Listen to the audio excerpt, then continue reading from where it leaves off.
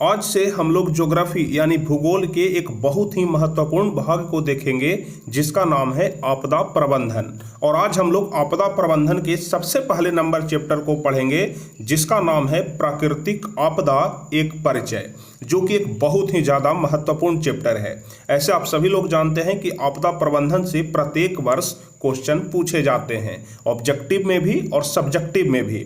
इसलिए आपदा प्रबंधन पूरा चैप्टर हम आपको पढ़ाएंगे। आपके भूगोल के किताब में जितने सारे भी आपदा प्रबंधन के चैप्टर हैं, हर एक चैप्टर को बहुत ही आसान भाषा में बहुत ही बारीकी से समझा करके पढ़ाएंगे। तो बस आप सभी लोग वीडियो को शुरू से लेकर के अंत तक देखिएगा, ध्यान से देखिएगा, कंसंट्रेट होकर के देखिएगा, ताकि एक एक चीज आपको अच्छे तरीके से भली भांति समझ में आ जाए। तो चलिए बिना समय गवाए हम लोग शुरू करते हैं। लेकिन उसके पहले यदि आप लोग चैनल पर नए हैं तो चैनल को जरूर सब्सक्राइब कर लीजिएगा, ताकि आगे के भी हर एक वीडियो का नोटिफिकेशन आपके पास सबसे पहले पहुंच सके जैसे ही क्लास शुरू होता है। क्योंकि यदि बिहार बोर्ड में बेहतर अंक लाना चाहते हैं तो फिर चैनल को आप लोग जरूर सब्सक्राइब कर लीजिए। इस चैनल से आपको बहुत ज्यादा मदद मिलने वाला है। तो चलिए, चूंकि इस चैप्टर का नाम है प्राकृतिक आपदा एक परिचय, तो सबसे पहले हम लोग जानेंगे कि आपदा किसे कहते हैं और उसके बाद हम लोग जानेंगे कि प्राकृतिक आपदा किसे कहते हैं। तो चलिए सबसे पहले हम लोग आपदा के बारे में जान लेते हैं। इस प्रकार से क्वेश्चन पूछा जाएगा कि आपदा क्या है या फिर आपदा किसे कहते हैं। तो इसका सिंपल सा एक परिभाषा हम लोग लिखेंगे कि प्राकृतिक अथवा मानव के भूलवश होने वाली आकस्मिक घटना जिससे प्रत्यक्ष या परोक्ष रूप से धन जन की हानि होती है, आपदा कहलाती है। यानी प्राकृतिक अथवा मानव के भूलवश, यानी कि प्राकृतिक के भी भूलवश से यह आपदा होती है और मानव के भूलवश से भी आपदा होती है। और यह जो घटना होती है यह आकस्मिक घटना होती है, क्योंकि जो भी आपदा होती है वह कह करके नहीं आती है, बता करके नहीं आती है कि हम भूकंप है, हम आ रहे हैं। आकस्मिक आती है, यानी कि आकस्मिक आने वाली घटना जिससे प्रत्यक्ष या परोक्ष रूप से धन जन की हानि होती है, उसे ही हम लोग आपदा कहते हैं। तो उम्मीद करते हैं कि आपदा का परिभाषा आप लोग समझ गए होंगे कि प्राकृतिक अथवा मानव के भूलवश होने वाली आकस्मिक घटना जिससे प्रत्यक्ष या परोक्ष रूप से धन जन की हानि होती है, उसे ही हम लोग आपदा कहते हैं। और आप सभी लोग ध्यान रखिएगा कि आपदा दो प्रकार के होते हैं, या फिर कह सकते हैं कि आपदा को दो वर्गों में रखा गया है, जिसमें पहला वर्ग है प्राकृतिक आपदा और दूसरा वर्ग है मानव जनित आपदा। तो हम लोगों को इस चैप्टर में पढ़ना है प्राकृतिक आपदा के बारे में। आपदा दो प्रकार के होते हैं, प्राकृतिक आपदा और दूसरा मानव जनित आपदा, यानी कि एक जो प्रकृति के द्वारा दिया गया और दूसरा जो मानव के द्वारा दिया गया। तो मानव के बारे में हम लोगों को इस चैप्टर में नहीं पढ़ना है, हम लोगों को इस चैप्टर में सिर्फ प्राकृतिक आपदा के बारे में पढ़ना है। और प्राकृतिक आपदा में क्या क्या आता है? भूकंप आता है, सुनामी आता है, बाढ़ आता है, सुखाड़ आता है। इस प्रकार से जितने सारे भी आपदा हैं सब के सब प्राकृतिक आपदा हैं। तो हम आपको इस चैप्टर में प्राकृतिक आपदा के बारे में ही विस्तार से पढ़ाएंगे। तो चलिए पहले कुछ प्राकृतिक आपदा के बारे में जान लेते हैं कि प्राकृतिक आपदा कौन कौन से हैं, या फिर जैसे बोल सकते हैं कि सुनामी क्या है, बाढ़ क्या है, सुखाड़ क्या है, भूकंप क्या है, क्योंकि इस प्रकार के क्वेश्चन भी पूछे जाते हैं। जैसे यहाँ पर आप लोग देख रहे हैं, क्वेश्चन है कि सुनामी क्या है, क्योंकि आप सभी लोगों को पता है कि सुनामी भी एक प्राकृतिक आपदा है। तो चलिए हम लोग जान लेते हैं कि सुनामी किसे कहते हैं। तो कह रहा है कि जब समुद्र की तली पर उत्पन्न भूकंपीय तरंग लहरदार होकर तट से टकराता है, यानी कि समुद्र के किनारों से टकराता है, तो तट की ओर जल आकर कई मीटर की ऊंचाई तक उछल जाता है। आप सभी लोग फिल्मों में या फिर अगर रियल में भी देखे हैं, तो यदि आप लोग समुद्र के आसपास जाते होंगे तो वहां पर देखते होंगे कि जो समुद्र की लहरें हैं वह बीच से उठती है और बहुत तेज में किनारे की तरफ आती है, और किनारों से टकरा करके वह पानी जो है वह बहुत ऊंचा तक उछल जाता है। तो जो पानी बहुत ऊंचा तक उछल जाता है उसे ही हम लोग सुनामी कहते हैं। अगर हल्का फल्का आता है तो उसे सुनामी नहीं कहते हैं। अगर इतना पानी ज्यादा उछल जाए कि तटीय क्षेत्र में तबाही मचा दे, और उसे ही हम लोग सुनामी कहते हैं।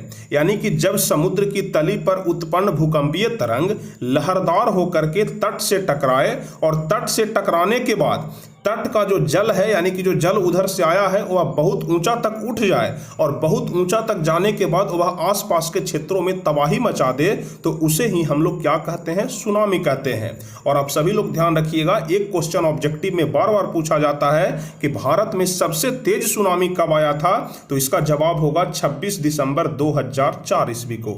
या फिर आपसे अगर ऑब्जेक्टिव क्वेश्चन में पूछ दिया जाए कि भारत में सबसे तेज सुनामी किस दिन आया था, तो आपको जवाब देना है 26 दिसंबर 2004 ईस्वी को। तो उम्मीद करते हैं कि सुनामी कहने का मतलब आप लोग समझ गए होंगे। यदि सेम टू सेम इसी तरह से परिभाषा लिखते हैं तो 2 नंबर आपको पूरा दे दिया जाएगा। चलिए एक बार फिर से हम आपको बताते हैं कि सुनामी क्या है। जब समुद्र की तली पर उत्पन्न भूकंपीय तरंग लहरदार होकर तट से टकराता है तो तट की ओर जल आकर कई मीटर की ऊंचाई तक उछल जाता है और तटीय क्षेत्र में तबाही मचाता है, उसे ही हम लोग सुनामी कहते हैं। और भारत में सबसे तेज सुनामी कब आया था, तो 26 दिसंबर 2004 ईस्वी को आप लोग ध्यान रखिएगा। तो सुनामी कहने का मतलब आप लोग समझ गए। अब चलिए हम आपको बताते हैं कि बाढ़ क्या है। बाढ़ के बारे में तो लगभग सभी स्टूडेंट जानते होंगे कि जब नदी का जल स्तर बहुत ज़्यादा ऊपर उठ जाता है और आसपास के क्षेत्रों में तबाही मचा देता है, या फिर जब नदी का जल स्तर आसपास के क्षेत्रों में फैल जाता है तो उसे ही हम लोग क्या कहते हैं, बाढ़ कहते हैं। तो इसका सिंपल सा परिभाषा होगा कि जब किसी नदी का जल स्तर, यहाँ पर नदी छूट गया है, ठीक है, जब किसी नदी का जल स्तर औसत प्रवाह से ऊपर उठकर आसपास के क्षेत्रों में फैल जाता है तो उस स्थिति को ही बाढ़ कहते हैं। जब किसी नदी का जल स्तर या फिर आपके आसपास चाहे कोई भी नदी हो, यदि उसका जल स्तर औसत प्रवाह से ऊपर उठ जाता है और जल ऊपर उठ करके आसपास के क्षेत्रों में फैल जाता है तो उस परिस्थिति को ही बाढ़ कहते हैं। तो बाढ़ का परिभाषा बहुत ही ज़्यादा आसान है, आप लोग समझ गए होंगे। अब यदि आप लोग बाढ़ समझ चुके हैं तो आप लोगों को यह भी पता होगा कि सुखाड़ क्या है। सुखाड़ के बारे में आप सभी लोग जानते होंगे। जब वार्षिक वर्षा की औसत मात्रा में 25% से अधिक की कमी आ जाए तो उस परिस्थिति को ही सुखाड़ कहते हैं।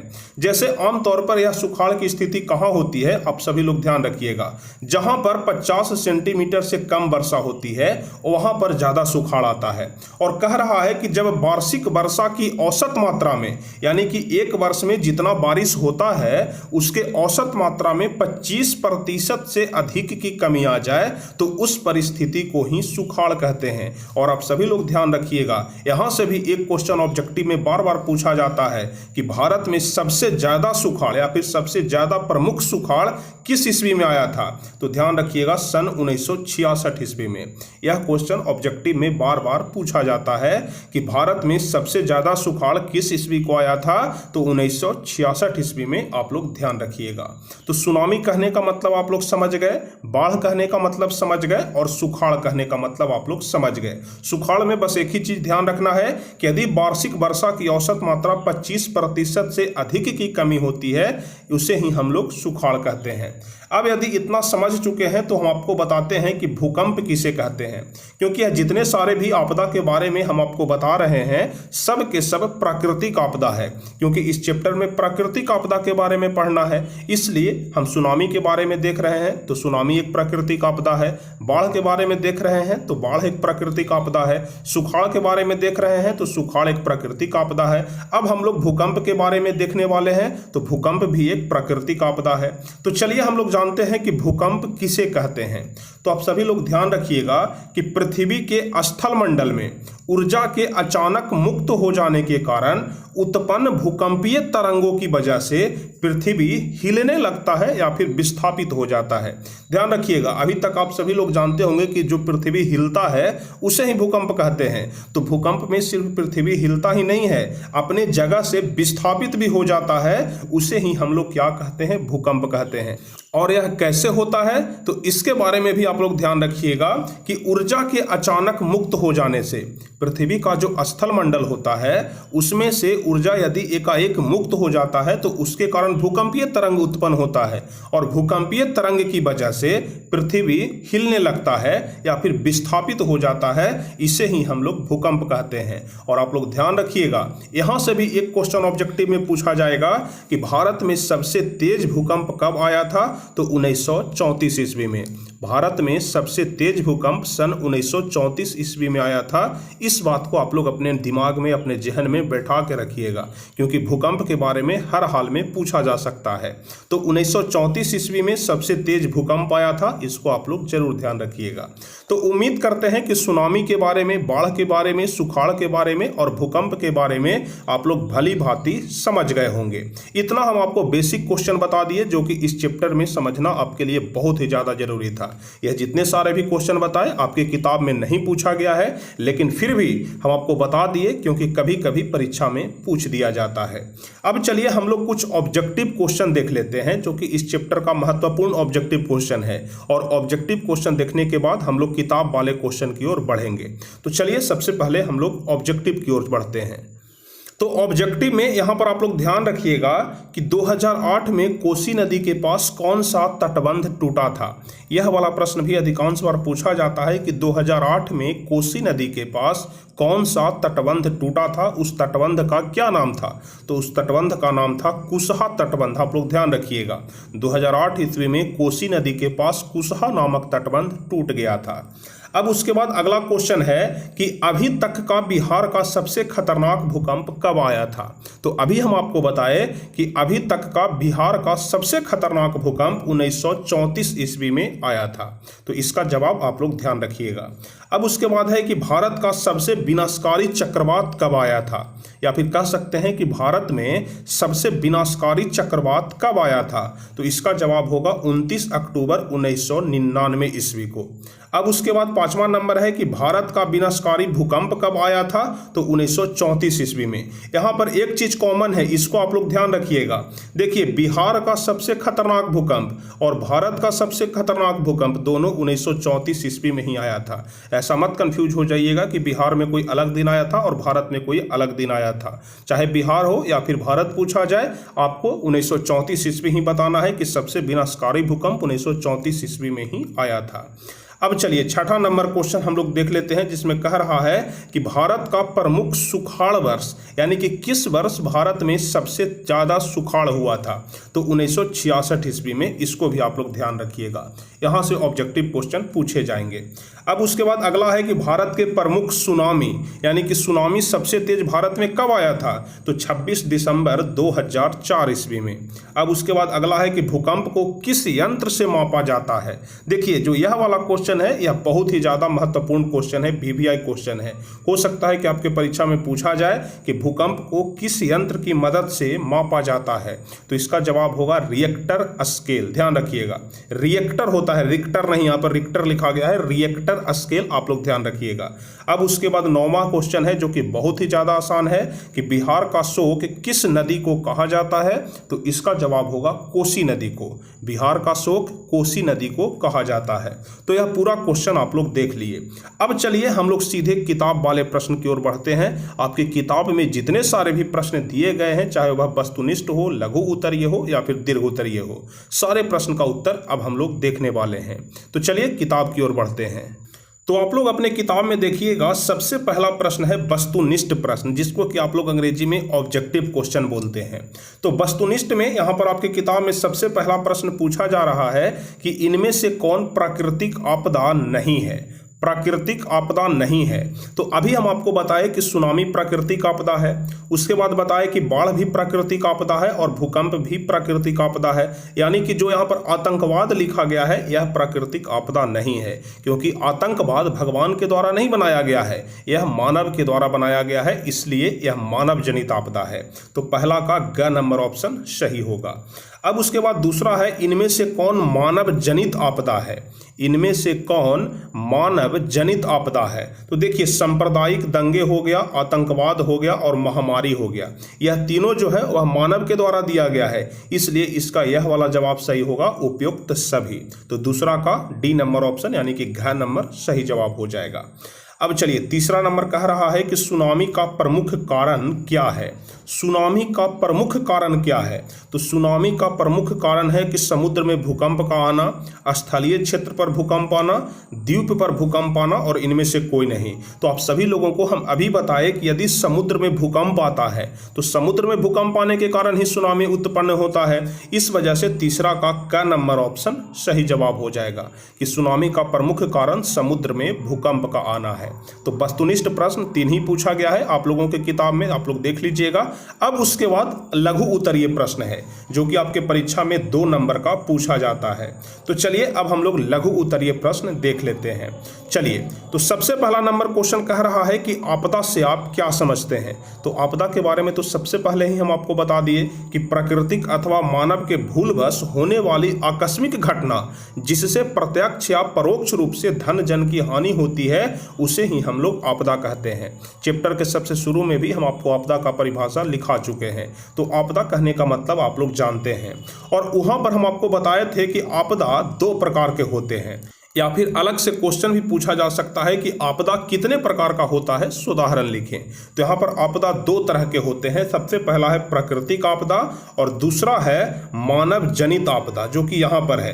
तो दोनों के बारे में पूरे विस्तार से हम आपको बताने वाले हैं कि प्राकृतिक आपदा क्या है और मानव जनित आपदा क्या है, क्योंकि इस चैप्टर में जो पढ़ना है वह प्राकृतिक आपदा के बारे में पढ़ना है, लेकिन हम आपको प्राकृतिक और मानव जनित दोनों पढ़ाएंगे क्योंकि दोनों समझ लेना, जान लेना बहुत ही ज्यादा जरूरी है।